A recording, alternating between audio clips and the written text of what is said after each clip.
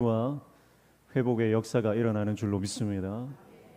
오늘 예배 가운데 나오신 모든 성도님들 가운데 하나님의 놀라운 만지심이 있기를 축복합니다.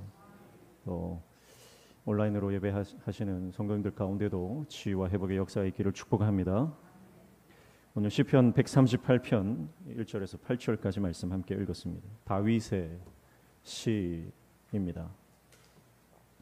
시편 120편부터는 여호와의 성전에 올라갈 때 부르는 그 고백들이 채워져 있습니다. 14편 이상의 여호와의 성전 예루살렘 성을 향해 달려나가는 순례객들의 그 고백들과 그 노래들과 그 찬양들로 채워져 있다가 이제 드디어 성전에 올라와서 부르는 많은 찬양들이 이제 쏟아져 나오는 것을 볼 수가 있습니다. 그 가운데 시편 138편은 다윗의 그 고백, 다윗의 노래입니다. 이것은 다윗의 평생에 하나님 앞에 불렀던 노래고, 그리고 이 다윗의 고백은 여전히 하나님 앞에 예배하는 예배자들의 동일한 고백이 되는 것을 볼 수가 있습니다. 오늘 시편 138편은 다윗이 어떻게 하나님을 믿었는지, 그리고 하나님 앞에서 어떻게 살았는지, 그의 믿음의 태도, 삶의 태도와 그리고 하나님을 어떻게 경험했는지, 하나님이 그의 인생 가운데 어떤 역사를 베풀어 주시고 어떤 은혜를 베풀어 주셨는지에 대한 그 고백들이 아주 함축적이고 압축적으로 고백되어 있는 것을 볼 수가 있습니다. 오늘 시편 138편 말씀을 통해서 오늘 저와 여러분이 다윗과 같은 예배자로 회복되는 역사가 일어나기를 축복합니다. 오늘 우리 안에 하나님을 향한 갈망이 회복되기를 축복합니다. 오늘 이 시편 말씀을 통해서 우리 안에 예배의 영이 강력하게 부어지는 역사가 일어나기를 주님의 이름으로 축복합니다. 사모하는 마음으로 주님 말씀 앞으로 나아가시기를 소원합니다. 먼저 1절 보시죠. 내가 전심으로 주께 감사하며 신들 앞에서 주께 찬송하리라, 그렇게 말씀을 하고 있습니다. 1절은 다윗이 하나님을 향한 어떤 삶의 태도를 가지고 있는지를 말씀을 합니다. 다윗이 하나님을 향해서 어떤 마음의 태도를 갖고 있다고 말합니까? 바로 그것은 내가 전심으로 라고 말씀을 하고 있습니다. 전심으로 라고 하는 것은 온 마음으로 라고 하는 뜻이에요. 온 마음으로. 그래서 다윗이 내가 전심으로 주님께 감사하겠습니다, 내가 전심으로 주님을 찬양하겠습니다 라고 하는 것은 내가 온 마음으로 주님께 감사하고 주님께 찬양하겠습니다 라고 하는 고백이고, 그것은 믿음의 결단입니다. 아마 다윗은 신명기 6장 5절에 나오는 말씀을 기억하고 이 말씀을 묵상하며 하나님 앞에 그의 믿음의 결단을 내렸던 것 같습니다.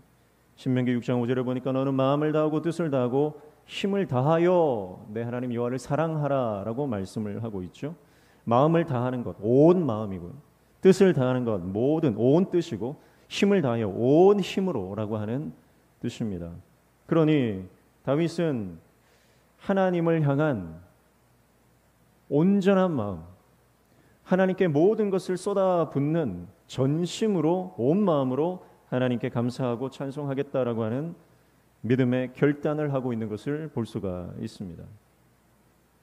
사랑하는 성도 여러분, 오늘 저와 여러분이 하나님만 찬양하는 저와 여러분 되시길 축복합니다. 어떤 상황이든 어떤 형편이든 하나님을 찬송하고 하나님께 감사하는 믿음의 삶을 사시기를 축복합니다. 이게 다윗의 그 삶의 태도는 항상 전심이에요. 전심. 그래서 어떤 분들은 먹는 거에 진심인 분들이 있습니다. 먹는 것만 딱 생각하면 눈이 번쩍 뜨이고요, 먹는 거에 목숨 거시는 분들이 있어요. 어떤 분들은 운동하는 거에 진심인 분들이 있습니다. 그래서 몸이 아무리 피곤하고 지쳐도 운동하면 아무리 몸이 부서질 것 같아도 운동하러 나가시는 분들이 있어요. 여러분, 우리가 목숨 거는 게 있잖아요. 그것만 생각하면, 그 말만 들어도 눈이 번쩍 뜨이고 가슴이 뛰는 것이 있습니다. 그게 거기에 대해서 진심인 거예요. 우리 교회는 선교에 진심인 우리 선교사님도 계시잖아요. 여러분, 우리가 다윗은요, 그런데 하나님께 대해서 진심이었다는 거예요. 하나님께 대해서는 전심이었다는 거예요. 하나님께 대해서는 온 마음을 다했다는 거예요. 하나님께 대해서는 적당히가 없었다는 거예요. 하나님께 대해 선신하는 것에는 타협이 없었다는 것입니다. 여러분, 오늘 저와 여러분이 우리 인생 가운데 이 땅에 속한 것에 목숨 걸지 말고 하나님 나라와 그의 영광에 전심으로 우리의 인생을 드리는 참된 하나님의 종 되시기를 축복합니다. 그래서 다윗은요, 내가 어떤 상황이든 내가 온 마음을 다해서 주님을 바라보겠다는 뜻을 정하는 겁니다. 내가 어떤 형편에 놓여 있든 하나님을 찬송하겠다라고 하는 믿음의 결단을 하고 있는 것입니다. 내가 어떤 고난과 역경과 환난과 강약 가운데 있다 할지라도 하나님을 끝까지 바라보겠다. 내 모든 것을 다해 주님 바라보는데 내가 전력하겠다라고 하는 뜻이에요. 어떤 부부가 결혼 전에 이런 약속을 했습니다. 우리는 결혼하고 나면 무조건 잠들기 전에 손을 꼭 잡고 하나님께 기도합시다. 그래서 그 약속을 하고 결혼을 했습니다. 그래서 남편이 아내의 부탁대로 매일같이 잠들기 전에는 손을 잡고 하나님께 기도를 하고 잠이 들었습니다. 시간이 많이 흐르고 나서 남편이 어느 날 술이 떡이 돼서 집에 들어왔습니다. 아내가 너무 속이 상했어요. 마음이 너무 아픈 거예요. 그래도 기도는 해야 되니까 남편 손을 꼭 잡고 기도합시다 했는데 그날은 남편이 술이 만신창이가 돼가지고 나는 오늘 기도 못하겠다. 네 혼자 해라. 그러고 그냥 잠이 들은 거예요. 그래서 이 부인이 잠들어 있는 남편의 손을 꼭 잡고 너무 속이 상해서 하나님께 울면서 이렇게 기도를 하기 시작합니다. 하나님, 이 남편이 오늘 술 먹고 들어왔습니다 하는데 자고 있는 줄 알았던 남편이 갑자기 벌떡 일어나더니 아내의 귀에다가 대고 이렇게 이야기하는 거예요. 술 먹었다고 말하지 마.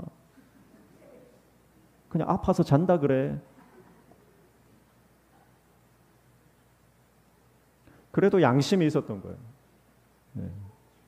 여러분, 우리의 결단이라고 하는 것은 상황이나 환경이나 내 처지나 내 기분에 의해서 좌우되는 것이 아니라 믿음의 결단은 하나님 앞에 결정한 그대로 내 상황이 어떻든 내 환경이 어떻든 여러분 우리가 주님 앞에 뜻을 정한 그대로 나아갈 때 하나님께서 우리의 삶에 영광을 허락해 주실 줄로 믿습니다. 다윗은요, 내 기분이 어떻든 내 상황이 어떻든 내 형편이 어떻든 내 처지가 어떻든지 나는 전심으로 주님을 바라보겠습니다. 원망거리가 많고 불평거리가 많고 신세 한탄할 거리가 왜 없습니까? 너무 많아요. 그러나 그럼에도 불구하고 나는 하나님께 감사하겠습니다. 찬송하지 않고 저주를 퍼부어야 될 상황에서도 나는 저주를 선택하는 것이 아니라 다른 사람을 향해 정죄하고 비판하는 것이 아니라 하나님을 찬송하는 믿음의 삶을 살겠습니다. 그렇게 결정하는 것입니다. 그게 전심이에요. 사랑하는 성도 여러분, 오늘 저와 여러분이 하나님 앞에 전심으로 예배하는 예배자 되기를 축복합니다. 하나님 앞에 전심으로 감사하는 감사의 사람 되기를 축복합니다. 어떤 상황에서도 찬양하는 주님 앞에 전심으로 찬양하는 찬양의 사람 되시기를 주님의 이름으로 축복합니다. 그래서 다윗은요, 하나님에 대해 전심이었기 때문에 하나님께서 맡겨주신 일에도 전심이었어요. 다윗은 목동 아닙니까? 당시에 목동이라고 하는 것은요, 굉장히 비루한 직업이에요. 다윗이 목동의 일을 맡은 것은 다윗이 양을 잘 치니까 거기에 은사가 있으니까 아니요, 그런 뜻이 아닙니다. 다윗이 가장 아버지 볼 때는 쓸모없는 아들이었기 때문입니다. 8형제 중에서 가장 막내로 태어난 다윗이 아버지가 볼 때는요, 별로 아직 어리고 철도 없고 아직 쓸모없는 존재라고 생각했기 때문에 그냥 들에 던져놓고 목동으로 양을 치게 하는 것입니다. 그 증거가 뭐예요? 사무엘이 와서 기름 부을 아들을 선택하려고 할 때 다윗을 부르지도 않았다는 것을 보면 알 수가 있습니다. 여러분, 그러나 다윗은요, 아버지가 맡겨주신 그 목동의 일을 전심으로 감당합니다.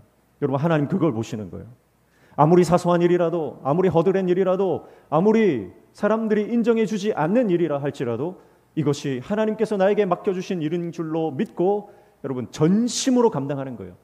그래서 양 한 마리도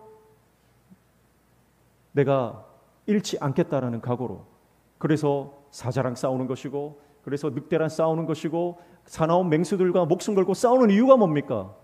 여러분, 나에게 맡겨진 이 사명이 하나님께서 맡겨주신 귀중한 사명이라고 하는 것을 그가 생각했기 때문입니다. 그래서 그는 전심으로 모든 사명을 감당하는 것이죠. 여러분, 사람은 보지 못해도 하나님은 다 보시는 줄로 믿습니다. 그래서 우리 인생 가운데 하나님께서 나에게 맡겨주신 것이 아무리 초라해 보이고 작아 보인다 할지라도요, 하나님께서 그 보이지 않는 곳에서 섬기는 그 섬김, 그 태도, 그 자세, 그것을 보시고 나중에는 더 큰 일들을 맡겨 주시는 줄로 믿습니다. 그래서 사람이 봐도요, 눈 가리고 아웅하는 사람들이 있어요. 딱 보면 보이잖아요. 대충 시간만 때우는 사람이 있어요. 그러나 하나를 맡기면요, 하나도 제대로 못하는 사람이 있는가 하면 하나를 맡겼는데 10가지를 해내는 사람이 있습니다. 그 사람이 전심으로 인생에 자기에게 맡긴 일을 감당하는 사람이죠. 다윗이 그와 같은 사람이었습니다. 그러니 하나님께서는 그 다윗의 전심을 보시고 이스라엘의 왕으로 삼아 주시는 것이죠. 사랑하는 성도 여러분, 오늘 저와 여러분의 삶이 하나님 앞에 온 마음으로 주님 주신 사명을 감당하는 하나님의 종 되시기를 축복합니다. 그리고 2절에 보니까 이렇게 말씀하고 있어요. 내가 주의 성전을 향하여 예배하며 주의 인자하심과 성실하심으로 말미암아 주의 이름에 감사하오리니 이는 주께서 주의 말씀을 주의 모든 이름보다 높게 하셨음이라, 그렇게 말씀합니다. 두 번째, 다윗이 하나님 앞에서 살아가는 삶의 태도를 2절에서 발견할 수 있는데요, 그것은 바로 주의 성전을 향하여 예배하며 라고 하는 구절입니다. 주의 성전을 향해 예배했다라고 하는 말은 무슨 뜻이죠? 여기서 성전이라고 하는 것은 아직 성전이 완성되지 않았습니다. 여기서 성전은 성막을 말하는 것입니다. 성막은 뭐죠? 성막은 하나님의 임재가 있는 곳을 말하는 거예요. 그러니까 다윗은 항상 하나님의 임재를 사모했습니다. 하나님의 임재를 사모하는, 하나님과 함께 하기를 원하는, 그것이 바로 다윗의 삶의 태도였다라고 하는 것이죠. 우리는 사람과 함께 하기를 원합니다. 특별히 힘 있는 사람, 돈 있는 사람, 능력 있는 사람, 영향력 있는 사람, 사람 옆에 있기를 원해요. 그래서 그 사람의 인기를 나도 얻기를 원하고, 그 사람이 가진 영향력을 등에 업어 나도 영향력을 가지기를 원하고, 그 사람이 가진 모든 그 삶의 소유를 나도 얻기를 원해서 사람 옆에 계속 붙어 있는 것이 우리의 인생입니다. 그래서 여러분, 많은 사람들, 인기 있고 영향력 있는 사람들 옆에 얼마나 팔로워가 많이 붙는지 몰라요. 근데 여러분, 다윗은요, 사람에게 관심이 없습니다. 다윗의 관심 오직 하나님이에요. 주님과 함께 하기를 원합니다. 주님의 임재를 사모합니다. 하나님 나와 함께 해주십시오. 그 마음의 믿음의 태도를 가지고 하나님의 성전이 있는, 하나님의 언약궤가 있는, 하나님의 임재가 있는 그 속죄소 시온자를 향해 자신의 마음을 쏟아 그곳을 집중하는 것입니다. 그래서 다윗은요, 늘 하나님의 임재를 사모했고 하나님이 함께 하신 것을 사모했습니다. 그런데 가만히 보니까요, 자신은 백향목궁에 사는데 하나님은 텐트에 계신 거예요. 천막에 계신 거예요. 그게 늘 마음에 쓰입니다. 그게 늘 마음에 아팠습니다. 그래서 하나님의 성전을 지어 드리고자 하는 열망이 있었어요. 여러분, 그것은 하나님의 성전을 화려하게 짓고자 하는 자신의 어떤 욕심이 아니라 하나님께 더 좋은 것을 드리기 원하는 사랑의 표현인 것이죠. 하나님은 그 마음을 보셨습니다. 하나님을 향한 사랑, 하나님과 함께하길 원하는 다윗의 마음, 하나님께 더 좋은 것을 드리고자 하는 다윗의 하나님을 향한 그 사모하는 심령을 하나님께서는 보셨던 거예요. 그리고 다윗에게 복을 주십니다. 사랑하는 성도 여러분, 오늘 우리가 바라보는 것이 뭡니까? 오늘 저와 여러분이 성전을 바라보시기를 축복합니다. 하나님의 임재를 바라보시기를 축복합니다. 하나님의 함께하심을 사모하는 저와 여러분 되시기를 축복합니다. 그게 다윗의 태도였습니다. 그래서 다윗은 어디를 가든 하나님을 바라봅니다. 누구를 만나든 하나님을 기억합니다. 어떤 상황을 만나든 어떤 사건을 당하든 다윗은 하나님을 향해 그의 시선을 고정하는 것이에요. 여러분, 그것이 다윗의 태도입니다. 여러분, 오늘 저와 여러분의 시선이 하나님께 고정되시기를 축복합니다. 사람에게 인정받고 사람에게 어떤 유익을 얻으려고 이 사람 저 사람 찾지 말고 오직 하나님을 바라보고 하나님 앞에 달려나가는 저와 여러분 되시기를 축복합니다.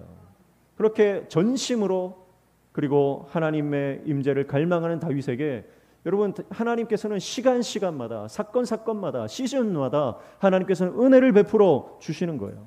어떤 은혜를 베풀어 주셨습니까? 3절 보시면 이렇게 말씀합니다. 내가 간구하는 날에 주께서 응답하시고 내 영혼에 힘을 주어 나를 강하게 하셨나이다. 그렇게 말씀을 하고 있습니다.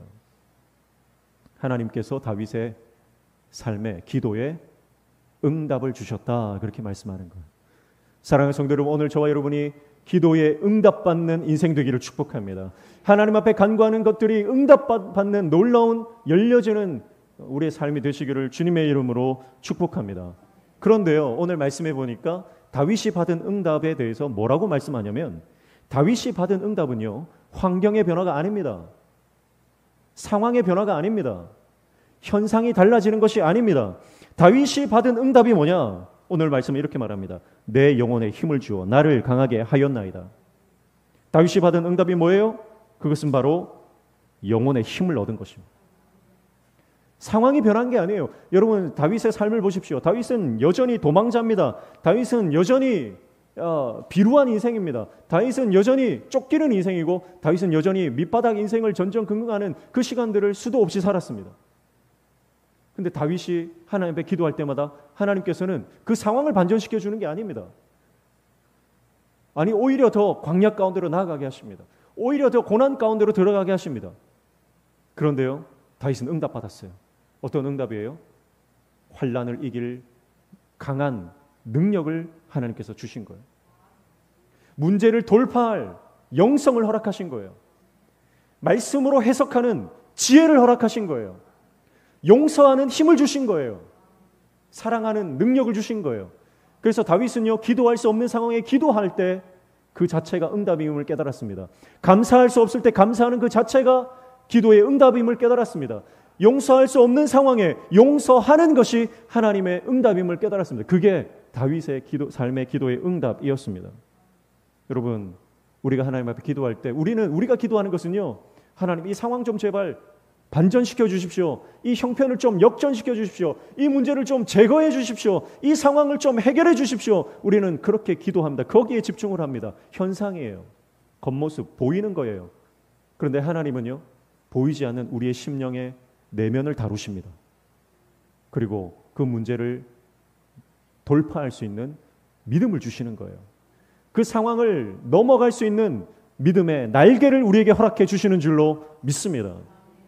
오히려 그래서 더 큰 문제가 와도 우리는 그 문제를 믿음으로 돌파하게 되는 것입니다. 오늘 저와 여러분이 하나님 앞에 기도할 때 기도로 문제를 돌파하시기를 축복합니다. 여러분, 말씀으로 모든 문제를 돌파하시기를 축복합니다. 감사로 문제를 돌파하시기를 축복합니다. 용서로 하나님의 그 역사를 우리가 이루어내는 하나님의 종들 되시기를 축복합니다. 다윗이 도망자 신세에 있을 때 굴에 있는데 하루는 사울이 그 굴에 들어왔어요. 다윗의 부하들이 절호의 기회입니다. 지금 사울을 제거합시다. 그러나 다윗은요, 사울에게 그의 옷깃도 건드리지 않습니다. 털끝 하나 건드리지 않습니다. 하나님이 세운 종을 내가 건드릴 수 없다. 여러분, 그게 다윗의 영성이에요. 모든 상황 가운데 내가 주도해서 문제를 해결하려고 하는 것이 아니라 말씀의 기준을 붙들고 하나님 뜻대로 가려고 하는, 그것이 다윗의 영성 아닙니까? 오늘 그 다윗의 영성이 저와 여러분의 영성 되시기를 축복합니다. 요한 3서 1장 2절 말씀에도 이렇게 말씀하죠. 사랑하는 자여 내 영혼이 잘됨 같이 내가 범사에 잘되고 내가 간건하기를 내가 간구하노라 그랬어요. 여러분, 내 영혼이 잘됨 같이 무슨 말이에요? 내 영혼에 하나님께서 힘을 주신다는 뜻입니다. 내 영혼에 하나님께서 능력을 주신다는 뜻입니다. 그래서 내 영혼이 강건하면 여러분, 문제가 더 이상 문제가 아닌 거예요. 내 영혼의 강력한 믿음으로 충만하면 더 이상 내 삶의 고난이 아닌 것입니다. 여러분, 그게 진짜 기적이에요. 이사야 40장 31절 말씀에 이렇게 말씀합니다. 오직 여호와를 앙망하는 자는 새 힘을 얻으리니 독수리가 날개치며 올라감 같을 것이요 다른 박질하여도 곤비하지 아니하겠고 걸어가도 피곤하지 아니하리로다. 아멘. 하나님께서 우리 영혼에 독수리 날개치며 올라감 같은 새 힘 주실 줄로 믿습니다. 우리는 문제만 바라보잖아요. 하나님, 문제가 너무 커요. 하나님, 내 힘으로 해결할 수 없어요. 하나님, 문제가 너무 커요. 하나님, 제발 좀 도와주세요. 이 문제 좀 어떻게 해주세요. 이 사람 좀 어떻게 해주세요. 이 재정 좀 어떻게 해주세요. 이 관계 좀 어떻게 해주세요. 내 건강 좀 어떻게 해주세요. 우리는 늘 그 문제를 바라봅니다. 그러나 우리가 하나님을 바라볼 때 오직 여호와를 앙망하는 자, 하나님을 바라보는 자, 시선을 그분께 고정하는 자, 여러분, 하나님께서 독수리 같은 새 힘을 허락해 주셔서 그 문제를 하나님 주시는 성령의 바람을 타고 넘어가는 역사가 일어나게 될 줄로 믿습니다. 그게 하나님의 기도의 응답의 역사죠. 그래서 다윗은요, 항상 그 하나님의 영혼의 새 힘 주시는 기도의 응답을 받은, 축복합니다. 오늘 모든 성도 여러분, 사랑하는 모든 우리 명신교회 교우 여러분, 하나님께서 우리에게 새 힘 주시는 은혜를 경험하시기를 축복합니다. 여호와를 앙망하는 자, 새 힘을 얻게 될 것입니다. 그리고 다윗이 어떤 은혜를 받습니까? 하나님 어떤 역사를 경험합니까? 4절 5절입니다. 여호와여, 세상의 모든 왕들이 주께 감사할 것은 그들이 주의 입에 말씀을 들음이오며 그들이 여호와의 도를 노래할 것은 여호와의 영광이 크심이니이다. 아멘. 다윗이 하나님의 어떤 은혜를 경험했냐면 바로 하나님의 영광을 경험하는 축복을 받은 거예요. 그런데 이 영광은 어떤 영광이에요? 4절에 말씀하는 것처럼 세상의 모든 왕들과 비교할 수 없는 하나님의 영광이라는 것이죠. 여러분, 우리의 인생은요, 육신의 눈으로 보면 세상 왕들의 영광이 커 보입니다.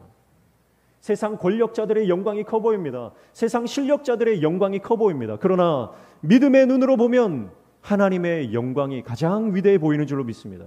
세상 그 어떤 사람들이 영광을 가져와도, 세상 어떤 나라가 그들의 위대함과 강력함을 가지고 그 영광을 선포한다 할지라도 믿음의 눈으로 보면 하나님의 영광과 비교할 수 없는 줄로 믿습니다. 세상 왕들이 커 보이는 인생은 육신의 눈으로 살아가는 인생이죠. 땅의 영광에 도취된 인생은요, 골리앗 앞에 설 수 없는 것입니다. 그러나 다윗은 하나님의 영광을 경험했기 때문에, 하나님의 위대하심을 경험했기 때문에, 하나님의 크고 위대하심을 그가 체험했기 때문에 골리앗 앞에 서는 거예요. 사랑하는 성도 여러분, 하나님의 영광을 우리가 경험하면 거대한 골리앗 앞에 우리가 믿음으로 맞서게 되는 줄로 믿습니다. 문제가 아무리 커도 하나님은 더욱 위대하십니다. 하나님은 크신 하나님이십니다. 여러분, 그 하나님의 영광이 저와 여러분의 심령과 우리의 삶을 압도하는 놀라운 은혜가 있기를 축복합니다. 하나님의 압도적인 영광, 하나님의 압도적인 그 은혜, 하나님의 성령의 압도적인 그 역사, 여러분, 그것이 우리의 심령과 가정과 교회에 임하기를 축복합니다. 그래서 그 하나님의 압도적인 영광을 경험한 사람은요, 어떤 문제 앞에서도 무릎 꿇지 않습니다. 믿음으로 도전하는 것. 여러분, 하나님은 우주를 경영하시는 분. 하나님은 우주를 경영하시는 분. 하나님은 열방을 경영하시는 분입니다. 하나님은 역사를 경영하시는 분입니다. 하나님은 시간을 경영하시는 분입니다. 하나님은 인생을 경영하시는 분입니다. 하나님은 일하시는 분이에요. 하나님 모든 역사의 주관자 되십니다. 하나님은 모든 인생과 모든 오고 오는 모든 세대 가운데 모든 인생의 삶을 손에 쥐고 역사하시는 분이에요. 개인의 삶과 가정과 또 교회 공동체를 경영하시는 분이 우리 일하시는 하나님이신 줄로 믿습니다. 여러분, 그래서 하나님의 경영하심이 깨달아질 때 보이기 시작하는 것이 바로 하나님의 영광입니다. 내 삶 가운데 하나님이 일하시는구나. 우리 가정에 하나님이 일하고 계시구나. 우리 교회 공동체 가운데 하나님이 일하고 계시는구나. 그것을 깨닫는 사람은요, 하나님의 영광이 서서히 보이기 시작합니다. 하나님의 영광이 보이지 않는다라고 하는 것은 처음부터 끝까지 내 힘으로 일하는 사람. 근데 내 힘으로 일하는 사람이 아니라 성령의 은혜로 일하고 하나님이 주시는 능력으로 일하는 사람은요, 하나님이 일하시는구나, 하나님이 경영하시는구나, 하나님께서 역사하시는구나, 그것이 깨달아질 때 하나님의 영광이 깨달아지기 시작하는 것입니다. 여러분, 만약에 누군가 집에, 아무개 집에 문제가 있어요. 그런데 갑자기 어떤 고위공직자가 아니면 영향력 있는 기업가가 그 집에 찾아와서 그 문제에 개입하고 그 문제를 해결해 준다 생각해 보십시오. 여러분의 집에 내 입으로 해결할 수 없는 문제가 있어요. 뭐 재정의 문제나 건강의 문제나 관계의 문제나 여러 가지 내 힘으로 해결할 수 없는, 그래서 그것 때문에 골머리를 앓고 그것 때문에 늘 마음이 답답한 문제가 있다고 생각해 보세요. 그런데 영향력 있는 어떤 사람이 갑자기 찾아오더니 그 문제에 개입하고 그 문제에 관심을 갖고 그 문제를 해결해 주기 시작한다 생각해 보십시오. 우리 인생 가운데 어떤 일들이 일어나겠습니까? 여러분, 만약에 삼성의 이재용 회장이 만약 여러분의 가정에 찾아와서 여기 지금 냉장고를 좀 바꿔줘라, 저 세탁기도 바꿔주고 TV도 바꿔주고 가전제품 다 삼성 거로 제일 최신으로 비스포크로 다 바꿔줘라. 우리 집에 만약에 찾아와가지고 그 제 드래곤이 찾아와가지고 우리 집에 관섭을 한다 생각해 보십시오. 여러분, 그 회장이 우리 집에 들어오는 순간 우리는 얼마나 영광스럽겠습니까? 예.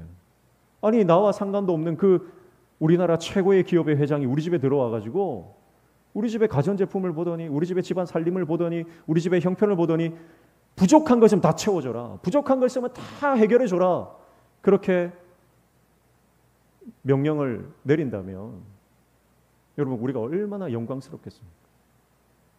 아니 여러분 그분이 우리 집에 찾아오지 않고 그렇게 우리 집에 찾아온다는 소문만 들어도 그 정보만 입수를 해도 그때부터 우리 인생이 바뀌는 거예요. 여러분 기업의 총수가 우리 집에 찾아와도 여러분 우리가 그렇게 영광스럽게 생각하는데 여러분 하나님께서 우주를 경영하시는 하나님, 역사를 경영하시는 하나님, 모든 인생의 주관자 되시고 주권자 되시는 하나님께서 우리의 삶에 개입하셔서 우리의 삶을 간섭하시고 우리의 삶을 관심 가지시고 우리의 삶에 역사하시기 시작한다. 여러분 그것이 깨달아지면요. 여러분 그 영광 가운데 우리가 압도되지 않을 수가 없는 겁니다. 사랑하는 성도 여러분, 하나님의 영광에 압도되어지는 인생이 되시기를 축복합니다. 그러면 더 이상 골리앗이 문제가 아닙니다. 문제는 뭐예요? 하나님의 영광을 경험한 사람, 하나님의 영광에 압도되어진 사람은요, 더 이상 골리앗이 문제가 아니라 골리앗이 하나님의 영광을 모욕하는 것이 문제가 되는 거예요. 여러분 그런데 여전히 우리는 골리앗이 문제예요. 하나님의 영광을 짓밟고 하나님의 영광을 탈취하는 것에 대해서는 아무런 영적인 반응이 없는데 여러분 골리앗을 무서워서 골리앗 앞에서 벌벌 떠는 인생이 되는 겁니다. 그러나 여러분 우리가 하나님의 영광을 경험하면 하나님의 영광을 짓밟는 모든 세상의 악한 원수들을 우리가 견딜 수가 없는 거예요. 거룩한 분노가 우리 안에 일어나는 것입니다. 하나님의 영광이 왜 이렇게 됐는가? 하나님의 나라가 하나님의 교회가 왜 이렇게 짓밟히는가? 거기에 대한 거룩한 분노를 가지고 여러분 하나님의 영광을 회복하기 위해서 여러분 목숨을 바치는 거예요. 그것이 소년 다윗의 모습입니다. 사랑하는 성도 여러분, 오늘 저와 여러분이 세상의 문제에 압도되어서 전전긍긍 하루하루 일희일비하는 인생이 아니라 빼앗긴 하나님의 영광, 탈취된 하나님의 영광을 회복하기 위해서 우리 인생을 하나님 앞에 드리는, 우리의 목숨까지도 하나님 앞에 바치는 하나님의 종 되시기를 축복합니다. 그게 하나님의 영광을 경험한 사람의 모습이라고 하는 것입니다. 그리고 다윗이 하나님의 역사를 경험한 것은 또 6절에 나옵니다. 여호와께서는 높이 계셔도 낮은 자를 굽어 살피시며 멀리서도 교만한 자를 아심이니이다 그랬어요. 다윗이 하나님의 어떤 은혜를 경험했습니까? 낮은 자를 굽어 살피시는 은혜를 경험한 겁니다. 자, 낮은 자라고 할 때는요, 다윗은 이 말이 너무 절감되는 말이에요. 여기서 낮은 자는 다윗 자신이에요. 왜냐하면 다윗이 그런 인생을 살았으니까. 태어날 때부터 막내로 태어나서 관심 받지 못하고 인정받지 못하고 무시당하는 인생이었습니다. 그는 왕에게도 버림받고 왕에게 쫓겨 죽을 위기에 숱하게 처했던 인생입니다. 목숨을 부지하기 위해서 도망간 나라에서 미친 척 침을 질질 흘리고 그렇게 목숨을 부지했던 인생입니다. 다윗이 자신의 과거를 돌아보면 그는 말 그대로 낮은 인생, 비천한 인생, 밑바닥 인생이었습니다. 그런데요, 하나님은 그런 다윗을 굽어 살피셨다라고 하는 거예요. 여러분, 다윗은 그것을 깨달았습니다. 아, 하나님은 높은 사람, 하나님은 위대한 사람, 사람들에게 인기 있는 사람을 보시는 게 아니라 정말 낮은 사람을 보시는구나. 나 같은 비천하고 낮고 모자라고 약점투성이인 자기 자신을 향한 하나님의 은혜, 그것을 깨달았던 것이죠. 하나님이 그를 인정해 주셨습니다. 하나님이 그를 사랑해 주셨습니다. 여러분, 그것이 하나님의 은혜 아닙니까? 그래서 다윗은요, 누구보다 하나님의 은혜를 깨달은 사람이에요. 누구보다 하나님의 은혜를 절감했던 사람이에요. 누구보다 하나님의 은혜 때문에 살아났던 사람입니다. 하나님의 은혜 때문에 왕이 된 사람입니다. 다윗이 한 게 아무것도 없어요.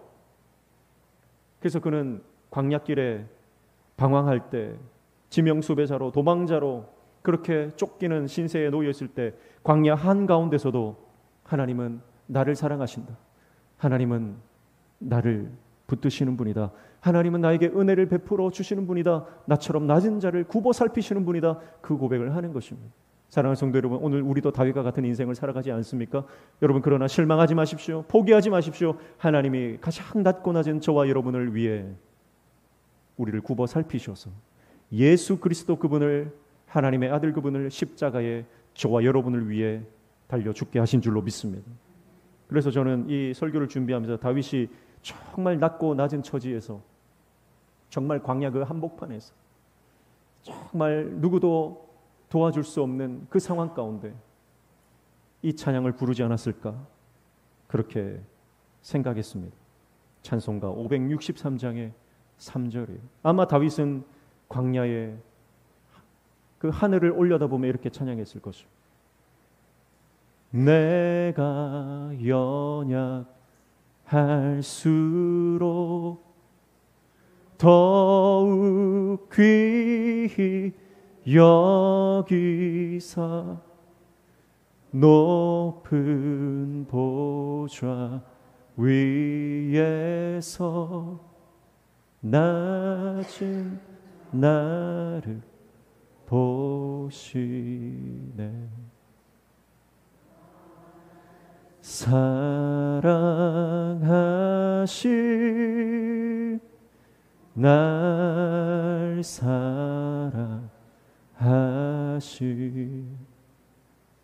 날 사랑하시 성경에 쓰였네. 가장 비참하고 가장 낮은 자리에 그 광야 한복판에서 다윗은 높은 보좌 위에서 가장 낮은 자기 자신을 향해 은혜를 베풀어 주시는 하나님을 노래했을 것입니다. 여러분, 그 사랑이 오늘 저와 여러분을 향해 있는 줄로 믿습니다. 그 사랑이 깨달아지는 저와 여러분 되시기를 축복합니다. 사랑하는 성도 여러분, 인생의 곤고함은요, 내가 뭘 가졌느냐, 내가 뭘 가지지 못했느냐, 소유의 유무에 따라 결정되는 것이 아닙니다. 인생의 공고함은 내가 뭘 가졌고 내가 뭘 가지지 않았기 때문이 아닙니다. 여러분, 우리가 인생이 곤고한 것은 하나님의 은혜를 모르기 때문입니다. 내가 여전히 교회를 다니는데도, 내가 직분을 받았는데도, 내가 주의 일을 많이 하는데도 불구하고 내 인생이 곤고한 것은 하나님의 은혜가 메말랐기 때문이에요. 여러분, 그 은혜가 회복되기를 축복합니다. 예레미야 51장 13절 말씀에는 이렇게 말씀하죠. 많은 물가에 살면서 재물이 많은 자여, 내 재물의 한계, 내 끝이 왔도다. 여러분, 재물에는 한계가 있다는 거예요. 재물에는 한계가 있습니다. 끝이 있습니다. 여러분, 소유가 우리의 인생에 평안을 주지 않습니다. 우리 인생의 곤비함은요, 우리 인생의 곤고함은요, 소유의 유무가 아닙니다. 하나님의 은혜가 있으면 우리의 인생의 방황은 끝이 나고 우리 인생의 곤고함은 더 이상 여러분 종결되어지는 역사가 일어나게 되는 줄로 믿습니다. 내 인생의 자존감이 바닥을 치는 것은 내가 뭘 가졌고 못 가졌고가 아닙니다. 내가 여전히 분노가 끓고 누군가를 향한 적개심이, 적대감이 가득한 것은 환경 때문이 아닙니다. 처지 때문이 아닙니다. 관계 때문이 아닙니다. 내 안에 은혜가 없기 때문. 예레미야 51장 50절 말씀에 이렇게 말합니다. 칼을 피한 자들이여 멈추지 말고 걸어가라. 먼 곳에서 여호와를 생각하며 예루살렘을 너희 마음에 두라. 그렇게 말씀합니다. 너희 마음을 어디에 두라고요? 예루살렘에 두라는 거예요. 예루살렘은 하나님의 임재, 하나님의 은혜, 하나님의 구원을 상징하는 은혜의 상징이죠. 여러분, 오늘 저와 여러분의 마음이 소유에, 우리 가진 것의 유무에 있는 것이 아니라, 여러분 우리의 환경과 처지와 형편에 있는 것이 아니라 여러분 하나님의 은혜에 있기를 축복합니다. 그러면 인생의 곤고함이 사라지는 것. 세상이 빼앗을 수 없는 하늘의 위로와 평강과 소망으로 우리 인생이 가득하게 되는 것입니다. 그 은혜가 저와 여러분에게 있기를 축복합니다. 낮은 자를 굽어 살피시고 은혜를 베풀어 주시는 그 놀라운 하늘의 은혜를 저와 여러분이 다 경험하시기를 축복합니다. 그리고 다윗이 경험했던 하나님의 은혜 마지막은 7절과 8절에 나옵니다. 7절 8절 같이 읽습니다. 시작. 내가 환난 중에 다닐지라도 주께서 나를 살아나게 하시고 주의 손을 펴사 내 원수들의 분노를 막으시며 주의 오른손이 나를 구원하시리이다. 여호와께서 나를 위하여 보상해 주시리이다. 여호와여 주의 인자하심이 영원하오니 주의 손으로 지으신 것을 버리지 마옵소서. 아멘. 무슨 말입니까? 다윗은 그의 인생 가운데 하나님의 보호하심을 경험했다라고 하는 것입니다. 다윗은 환난 중에 다닐지라도 그렇게 고백하죠. 환난 중에 다닐지라도. 다윗은 늘 이 말을 습관처럼 합니다. 내가 사망의 음침한 골짜기를 다닐지라도. 여러분, 다윗은요 고난의 한가운데, 사망의 음침한 한가운데를 항상 다녔습니다. 그런데 그럼에도 불구하고 그 환난의 길이, 그 광야의 길이, 그 사망의 음침한 골짜기가 은혜의 통로가 됨을 알았습니다. 왜냐하면 광야는 하나님의 도우심을 경험하는 가장 좋은 찬스였기 때문입니다. 사망의 음침한 골짜기는 하나님의 보호하시는 손길을 느낄 수 있는 가장 절호의 기회였기 때문입니다. 그는 고난의 한가운데를 통과할 때마다 하나님이 지키시는 역사를 경험했고, 그는 환난의 그 한가운데를 지날 때마다 하나님이 보호하시는 은혜를 경험했고, 그는 문제의 한복판을 통과할 때마다 하나님이 지키시고 살려주시고 생명사가로 감싸주시는 은혜를 경험한 겁니다. 여러분, 그러니 고난은, 광야는, 환난은 하나님의 은혜를 경험하고 하나님의 보호하심을 경험하고 하나님의 지키심을 경험하는 은혜의 통로인 줄로 믿습니다. 여러분, 제자들을 보십시오. 제자들도 배에 예수님을 태우고 바다를 건너고 있지 않습니까? 그런데 예수님이 뭐하고 계세요? 주무시고 계세요. 예수님이 왜 주무시고 계실까요? 물론 예수님이 피곤하시고 예수님도 육신을 가지신 분이라 많이 피곤하고 힘들고 지치셨으니 배에 잠깐 머리를 대고 쉬고 계셨을 겁니다. 근데 저는요, 예수님께서 피곤해서 주무셨다고 생각하지 않습니다. 예수님이 주무신 이유는 뭘까요? 여러분, 저는 이렇게 묵상했습니다. 예수님이 그 배에서, 제자들과 함께 탄 배에서 주무신 이유는 한 가지예요. 결정적인 이유는 한 가지예요. 그것은 제자들이 예수님이 주무시도록 놔뒀기 때문입니다. 여러분, 예수님의 말씀을 듣는 그 시간이 너무너무 소중했다면 예수님을 자도록 제자들이 놔뒀겠습니까? 그 잠깐 짬을 내서라도 여러분, 예수님을 흔들어 깨워서 예수님 말씀해 주세요. 예수님 비유로 설명해 주세요. 예수님 기적을 베풀어 주세요. 예수님, 나는 예수님과 대화하기를 원합니다. 예수님과 눈을 맞추시기를 원합니다. 예수님과 사랑의 언어를 내가 나누기를 원합니다. 예수님과 동행하기를 원합니다. 여러분, 예수님을 귀찮게 했다면 예수님이 잠들 수 없었을 겁니다. 여러분, 예수님께서 배에서 주무신 것은 제자들이 잠들도록, 주무시도록 놔둔 거예요. 여러분, 우리의 인생 그렇지 않습니까? 예수님이 지금 내 인생의 배에 타고 계시단 말이에요. 그런데 우리는 예수님이 주무시도록 가만히 놔두고 있습니다. 여러분, 그 예수님을 흔들어 깨워야 됩니다. 여러분, 예수님을 귀찮게 해야 됩니다. 하나님 은혜를 주세요. 주님, 나에게 은혜를 주세요. 하늘 문을 열어주세요. 나를 회복시켜 주세요. 여러분, 주님을 귀찮게 하는 것이 여러분 하나님을 힘들게 하는 게 아니에요. 그것이 오히려 주님을 기쁘시게 하는 일인 줄로 믿습니다. 그런데 여러분, 예수님이 주무시다가 가만히 보니까 아무도 안 깨워요. 아무도 자기에게 말 걸어오는 사람이 없어요. 그러니까 예수님께서 어떻게 해요? 풍랑을 일으키시는 거예요. 저는 그것이 하나님의 역사라고 생각합니다. 우연이 절대 아닙니다. 여러분, 우리 모든 인생은요, 우연이 없습니다.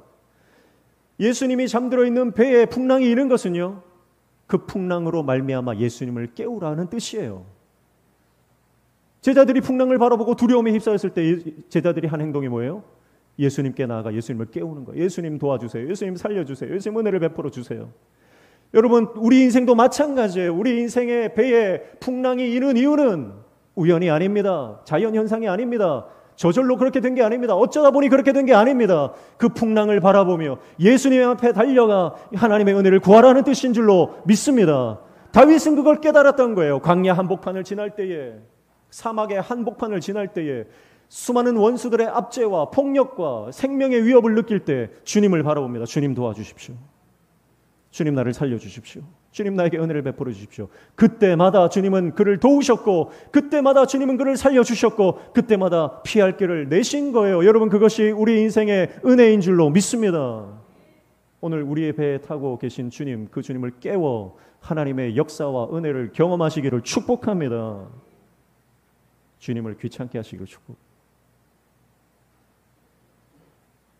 그래서 다윗의 고난은 하나님의 도우심과 하나님의 하나님 되심을 경험하는 은총이었다라고 하는, 축복합니다. 오늘 저와 여러분의 인생 가운데 그 하나님의 지키시고 보호하시고 베풀어 주시는 놀라운 하늘의 은총을 날마다 경험하는 저와 여러분 되시기를 축복합니다. 말씀을 정리합니다. 8절에 보면 이렇게 말하죠. 여호와께서 나를 위하여 보상해 주시리이다. 보상해 주시리이다. 하나님께서 우리의 믿음의 삶을 보상해 주십니다. 하나님께서 우리의 삶의 모든 눈물을 닦아 주십니다. 그런데 이 보상해 주신다라고 하는 원어를 보니까 종결한다는 뜻이 있어요. 종결한다. 무슨 말이에요? 우리가 주님 은혜 안에 있으면, 믿음으로 주님 따라가면 우리 인생의 마지막 페이지를 하나님의 은혜로 채워 주시겠다. 하나님의 은혜로 장식해 주시겠다. 우리의 인생의 끝이 후회가 아니고, 우리의 인생의 끝이 원망이 아니고, 우리의 인생의 끝이 회한이 아니라 우리의 인생의 마지막이 하나님 주시는 소망으로, 하나님 주시는 감사로, 하나님 주시는 기쁨으로, 하나님의 구원으로 마지막이 장식될 것이다. 그렇게 말씀하는 것입니다. 우리 인생의 종결자, 우리의 모든 삶의 고난의 종결자이신 예수님께 우리 인생을 걸고 우리의 운명을 주님께 맡기고 오늘도 믿음으로 승리하며 나아가는, 그래서 이번 한 주간 동안 하나님의 역사를 경험하고 다음 주 만났을 때 모든 구역 식구들에게, 우리 성도들에게 하나님이 이번 한 주간 동안 나에게 이런 은혜를 주셨다고 고백하며 간증하며 하나님을 찬양하는 저와 여러분 되시기를 축복합니다. 다윗의 삶의 태도, 늘 전심으로, 그리고 날마다 주님을 바라본, 주님께 시선을 고정했던, 하나님의 임재를 사모했던 그 다윗이, 저와 여러분이 다 이 다윗의 고백을 하면 저와 여러분이 영적 다윗이 되는 것입니다. 영적 다윗이 되는 은혜가 우리 인생 가운데 있기를 축복합니다. 기도하겠습니다. 하나님 아버지, 어떤 상황이든 어떤 형편이든 어떤 처지든 끝까지 주님 바라보고 전심으로 주님을 예배하며 주님을 찬송하며 주님을 섬기는 다윗과 같은 하나님의 종 되게 도와 주시옵소서. 믿음으로 승리케 하여 주시옵소서. 예수님의 이름으로 기도하옵나이다. 아멘.